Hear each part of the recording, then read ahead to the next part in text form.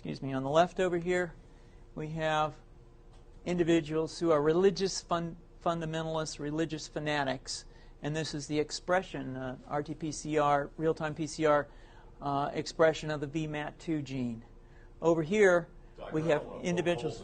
So let me complete. So over here, we have individuals who are not particularly fundamentalist, not particularly religious, and you can see there's a much reduced expression of this particular gene, the VMAT2 gene. Another evidence that supports our hypothesis for the development of this approach. What you see here is by spreading this virus, we're going to eliminate individuals from donning on a bomb vest and going into a market and blowing up the market. So our hypothesis is that these are fanatical people, that they have overexpression of the VMAT2 gene, and that by vaccinating them against this, we'll eliminate this behavior. So we have some very, very remarkable data in this next slide. Here we have two brain scans. These are fMRIs. These are two different individuals with different levels of expression of VMAT2. On top is an individual who's a religious fanatic, an individual, and we've repeated this numerous times, that has high levels of VMAT2. Now, this individual down here who had low levels of the VMAT2 gene, this individual would self-describe as not particularly religious. In each case, these individuals were read a religious text.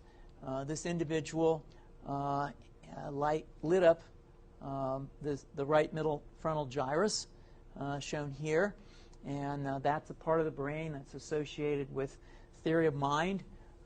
It's a part of the brain that has to do with intents and beliefs and desires.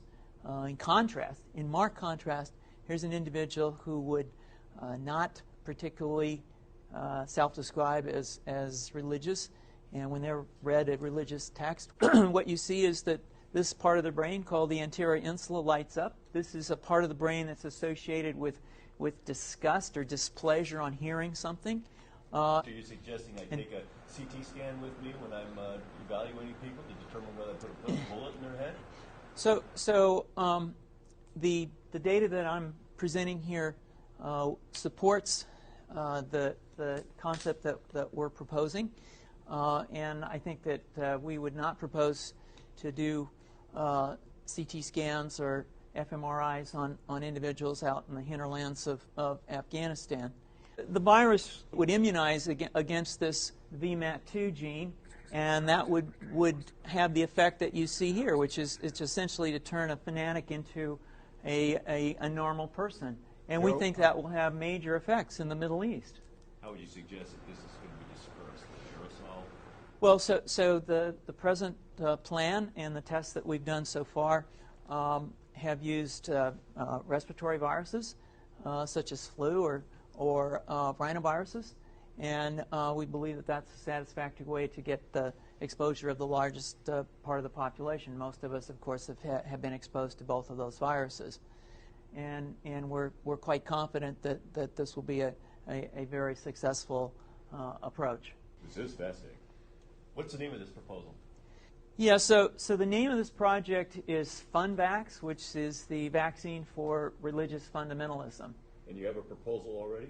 The proposal has just been submitted, and I think that the data that I have shown you today would support the development of this project, and we think it has great promise.